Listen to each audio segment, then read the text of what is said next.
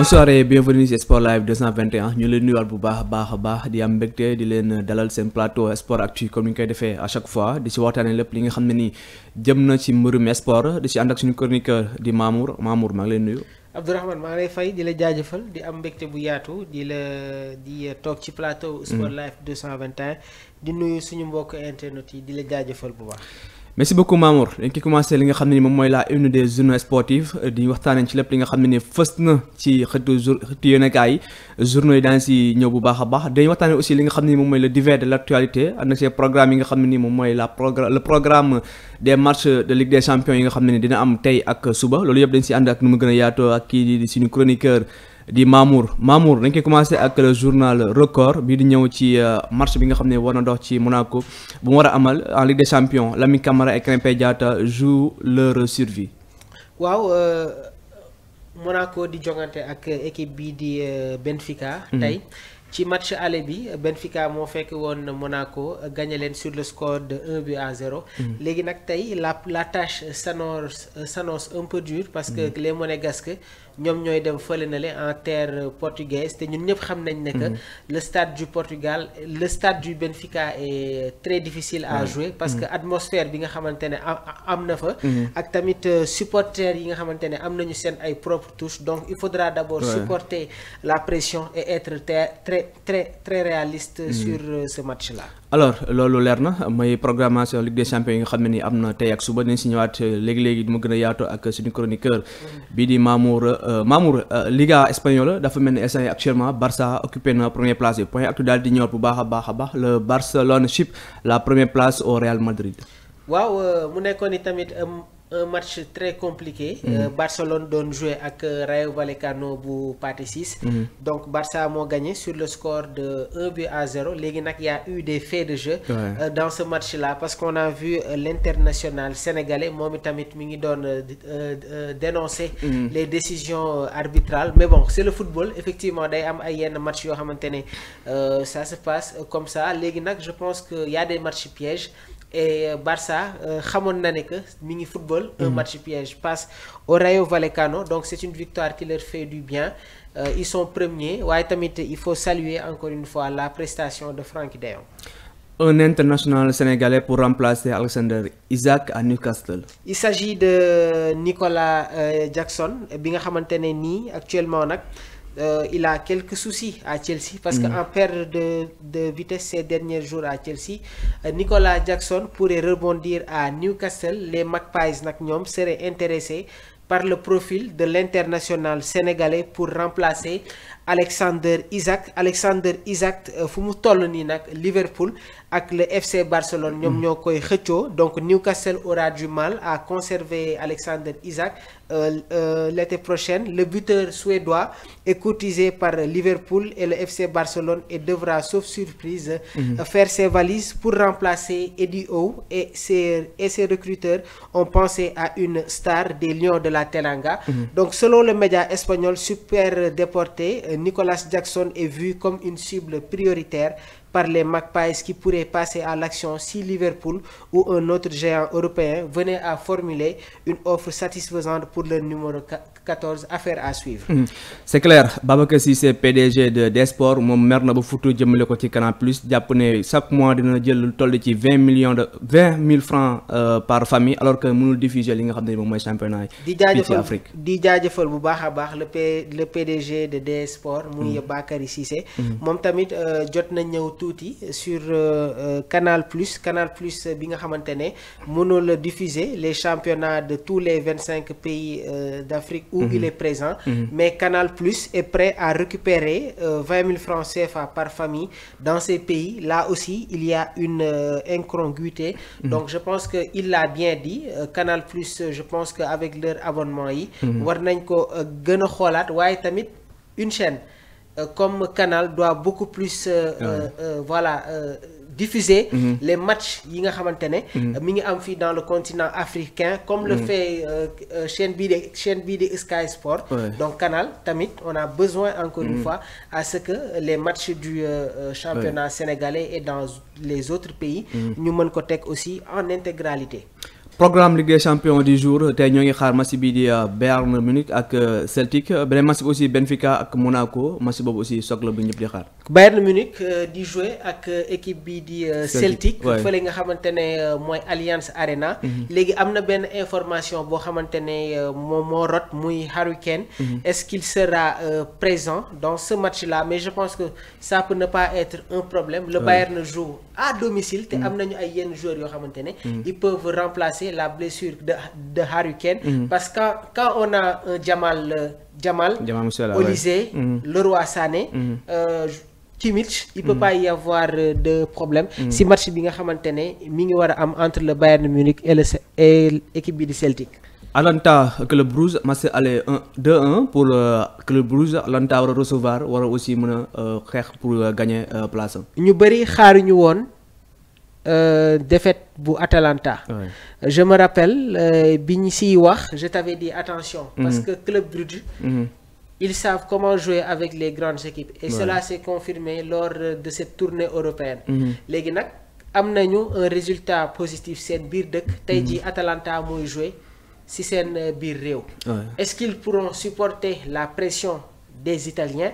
est-ce que dinañ mën dékku impact physique bi nga xamante ne Atalanta dina leen ko imposer kay mais li wóor ba wóor mooy voilà Atalanta est condamné aujourd'hui à un résultat. et ça commence dès l'entame de cette partie. programme match suba yi aussi nekk match yi nga xam ne nii ñoo ngi koy xaar bu baax a baax Real Madrid wala dalal Manchester City match aller Real moo gagné woon 3-2. attention à Manchester City. oui attention à Manchester City. match bi nga xamante ne Real footballoon na ko contre City man bi ma gisee compo officiel bi. je me suis dit que Manchester City ne pourra pas résister mënul résister si attaque gu Real bi. parce que Ruben Dias il revient de blessure. Ake il revient de blessure. John Stones nekkul à 100% pour pouvoir contenir cette attaque du Real et cela s'est confirmé. léegi nag demain dina amaat beneen système boo xamante ne Guardiola. il va le proposer dans cette rencontre. mais man gëm naa ne que ça va être un match très serré et attention Manchester City peut bel et bien battre le Real de Madrid biir Santiago. attention. Manchester City am na les armes actuellement mais crise bu ñu nekk ni actuellement Mamour c'est un peu profond est-ce que mën nañu see jugaat pour gagner surtout Real Madrid bi Santiago Bernabéu très difficile à manipuler. Le Manchester City peut battre encore une fois le Real de Madrid biir Santiago Bernabéu. mais ça commence par tamit impact boo xamante ne City war na ko teel a imposer. ci bile match. léegi nag on va surveiller de très près ban charnière le Guardiola di indi suba. parce que sànq rek noonu. jot naa gis les compos probables. gis naa mu indiwaat Kouchanov bi nga xamante ne joué woon na contre Chelsea. léegi est-ce que Kouchanov attan na pression bi nga xamante ne. dina am suba biir Santiago. John Stones bi nga xamante ne joué woon na 6. ci match aller bi. Guardiola il faut que mu indiwaat ko ci axe central bi. léegi nag am nañu le retour de Nico Gonzalez. Kovacic day joué suba. léegi nag comme 10 on va surveiller de très près choix bi nga xamante ne il va le faire entre Phil Foden. Bernardo Silva. ak Kevin. mais c'est sûr que sur les deux côtés on aura Savigno. Omar Marmoush en attaque nag dinañ am Erling Haaland. ban charnière centrale la Ancelotti di indi suba loolu tamit ñu bàyyi ci xel. mais encore une fois Guardiola est un très grand coach. et bu ñu jël rek victoire bi féetale ko ci Real. parce que City a les moyens et les capacités pour s'imposer au Santiago. c'est clair dañuy jeexal ak li nga xam ne moom mooy PSG mi recevoir Stade Brestois match aller 3-0 avec un Dembélé en feu. Paris Saint-Germain peut-être mën na s'imposer facilement face à Brestois. Depuis 5 années. ci ginnaaw. on avait tendance à faire jouer le Paris Saint-Germain sur les premiers rôles. mais année bii nii. même sax Omar jotoon na def une analyse mu ne ñu bëri sóoraale wu ñu Paris Saint-Germain. pourtant il a raison. parce que Paris bi nga xamante ne moom lañ daan gis. daaw Daawati Jéeg avec ses stars ce n'est plus le même Paris Saint-Germain. Effectivement. Paris Saint-Germain amoon na une époque boo xamante ne ils avaient Alex, Thiago Silva, Di Maria, Javier Pastore, Thiago Motta, Zlatan Ibrahimovic ak le Argentin bii di Lavezzi. Pourtant ils n'ont pas remporté la Ligue des Champions. amoon nañu une autre génération avec Messi, Neymar, Kylian, ils n'ont pas remporté la Ligue des Champions. Et Paris Saint-Germain ñi ngi nekk di def de très beaux matchs waaye tamit ñi ngi wane un caractère. Et aussi Enrique il a la capacité de faire des tournures ci attaque am. Parce que tamit ils ont une très bonne attaque. ñu bëri bàyyiwuñ ci xel. Mais Paris Saint-Germain attention. am nañu ay joueurs yoo xamante ne ils peuvent aller très loin dans cette Ligue des Champions. Et pour une première fois ñu bëri sóoraale wuñu Paris Saint-Germain. Et équipe bu mag parce qu'ils ont de grands joueurs. suñu leen sóoraalewul dans ce genre de compétition là ils peuvent créer exploit bi. léegi nag il y a un nouveau schéma boobu noonu day dem en faveur sur les Parisiens. tey nag ce sera encore un match pas très compliqué. Et gëm naa ne que ils vont s'imposer facilement pour pouvoir préparer leur prochaine sortie.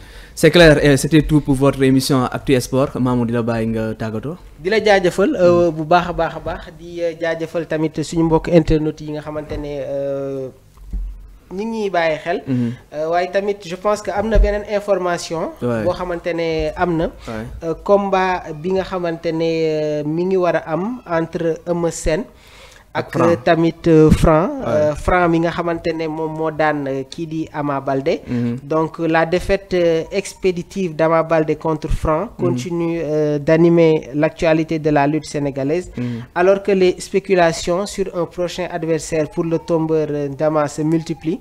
Source A ñoom ñi ngi révéler que Eumeu Sène, chef de file de l'écurie Taïchinga, est prêt à relever le défi à condition que le promoteur aligne un cachet conséquent. Ndax Eumeu Sène nii ñoom kawam ñi ngi réclamer au moins 100 millions pour croiser le fer avec Franc. Source A tamit ñoom ñi ngi fàttali que Ama Baldé ci combat bi nga xamante ne si la jóge nii war na si laal lu toll 110 millions de francs CFA pour affronter le lutteur de Parcelles. Donc man gëm naa ne que Franc ak Eumeu Sène mooy combat bi. Mais loolu mooy combat bi sax. waaw mais Eumeu Sène 100 millions Eumeu Sène na jël combat bi rek en tout cas Eumeu Sène mën na jël combat bi donc Franc bi moom nekkul un petit morceau donc mu ngi biir Pikine en tout cas. Est-ce que Franc moo mën Eumeu Sène. Actuellement. Est-ce que Franc moo dàq bëre Eumeu Sène. Mais pas gis nga mën na ko bañ a dàq bëre parce que Eumeu Sène moom dàq ko bëre si làmb du yomb parce que fu mu jaar yëpp donc dàq bëre du yomb mais actuellement Franc dafa toll si guddi yoo xam ne nii Mamour pour gars yi daan ko du yomb. parce que doole bi mu am ak hargne ak courage bi nga xam ne nii moo ngi koy wane ci ay combat am donc pour gars yi manipuler ko du yomb. En tout cas tamit Eumeu Sène ne xam naa ne que c'est un lutteur très régulier, athlète la, sportif la te il fait partie des lutteurs les plus techniques. de l'arène sénégalaise. Mais la technique seule Mamour ne suffit pas. Mais am na doole. am na doole. Eumeu Sène amul doole Eumeu Sène am na doole. waaw baax na jël avance bi rek Eumeu Sène na jël avance bi. après ñu xam yow Seck Abdourahmane yow. Franc bi ñu bëgg a imposer. moom lañ dul accepter fii ci biir sport laay. non Franc mu imposer boobu ñëpp xam nañ ne que tu es franc en fait. waaye nag tamit quand on fait des analyses. tu peux pas dire que Franc moo dàq bëre Eumeu Sène. non dàq koo bëre mais doole la. Franc ëppul technique Eumeu Sène. ëpp ko technique mais moo ëpp doole. doole moom je mis 100% sur Franc. technique mun nañ ko séddoo doole bëre bi mun nañ ko séddoo et tout mais doole bi moom actuellement dafa dem ci côté Franc. il faut que nga seetaanaat Eumeu Sène ak Sa Thiès. soo ko seetaanee si ngay soog a xam ne que Eumeu am na doole. mais ça des si gën a waxtaanaat si ni mu gën a yaatoo donc on vous prépare quelque chose pour seen actu lamb donc dinañ ñëwaat ci beneen format indi ay innovation ngir gën leen a mën a dégtal lépp li nga xam ne ay combat la mais combat choc gën see ñëwaat seen plateau actu sport donc loolu dañu ko xaar bu baax a baax mu nekk rubrique bu bees bi nga xam ne nii ñoo leen koy préparé donc di remercier bu baax Omar mi nekkoon ci partie technique bi di leen jox di daje benn yoon seen beneen numéro jërë ngeen jëf.